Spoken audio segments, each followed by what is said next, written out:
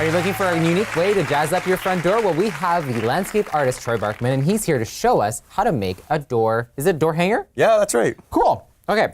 So what do? We pick up a container? You know what? First thing you want to do is pick out a container, any size, whether it's oval, rectangle, square, something that you can frame or hang on your door. And is it like obviously a little smaller, right? Yeah, something you don't want to have, obviously, a huge plant that you're hanging on your door. An urn to your door. Well, exactly, that's a lot of weight now we're talking. But it'd be a squeaker door then. You wouldn't see the door. That's true. That'd be kind of cool.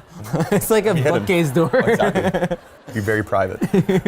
So what's this about the number here? So here we have it. So we're hanging it on our, well, what would be a front door anyways. And then we have the house number added onto the front. So that way when people are approaching the house or driving by, they know which house is which. And you know what, that's so important, especially if you're selling your house. So many people don't think about curb appeal. That's right. And you know, and landscaping is a big thing in curb appeal, because if you want to sell your house faster, you need to make sure you have proper curb appeal. That's right. Right? Yeah, and this is one way that you can easily do it on a cheap budget, and it's quick, it's simple, and you know what, you can personalize it to your... Whatever. Yeah, exactly.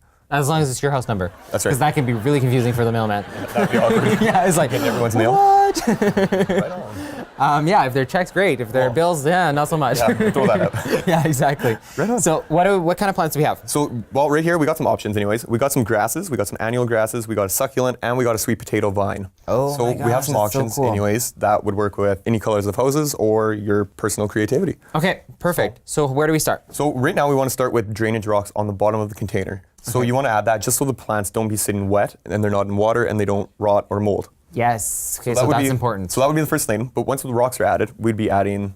So do you want me to add these? Sure. Let's do that. That's perfect. So once that's added, then we can add a little bit of soil. We don't want to add too much yet because we still have to stick the plants in. So we throw in a few inches just to get a little bit of a base in there, something that the bottom of the plants will hold on to. Look at that, guys, we're landscaping. We're container landscaping. There we go. You know what, that's a start. So now we pick out the plants that we want. So sorry, this one? You know what, let's start with that. I think that would be great if we would have that on the side, but we don't want to block the numbers because this is something that's trailing. It's a vine. It's going to be just growing lower and lower and lower. Yeah. So if it's off to the side and some place where you can visually see the number, we're golden. How often should you trim up your, it depends on the plants, right? Exactly, it depends on the plants, it depends on the needs, and also depends on your door. So you don't want something that's taking away the visual appearance of your door and your entrance itself, but you want something that's just welcoming, that's warm, and that's inviting. Because if you have something that's overgrown on your door, then no one's going to come and see you, right? Well, exactly. They're going to think that no one's living there because this house is obviously abandoned. Yes, obviously. No, I don't. So just don't neglect your plants. Don't neglect your plants. That's the story of the day. Because we have something that's trailing, I think it would be nice just to add something that's not too tall, but something that will just give it average height. What's that? So this is just an annual bluegrass. Oh, bluegrass, cool. Yeah.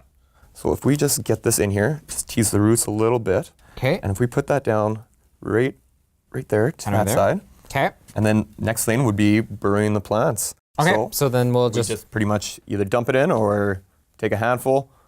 Do I just go around it? Pretty much go right around it, and we don't want to plant them too low.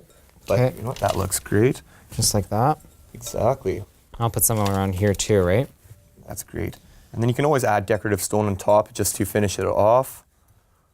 You're not limited. And is it like a houseplant? Like, should you add like plant food and stuff, or because they're outside you don't need to? Because they're outside, they might be in the shade if you have a little bit of a canopy. Yeah. So it doesn't hurt to just give them a little bit more extra attention. Whether you're giving them a little bit of fertilizer or just extra water, some extra love, then yeah, they'll be fine. They'll be growing in no time. Well, thanks so much, Troy. Guys, if you want to see any more of Troy's projects, you can visit marcmandy.com. But that's all the time we have today. We will see you next time on The Marc and Mandy Show. Thanks for watching The Marc and Mandy Show. Like our video by clicking below and subscribe to our YouTube channel. You can also connect with us on Twitter, Facebook, and Instagram.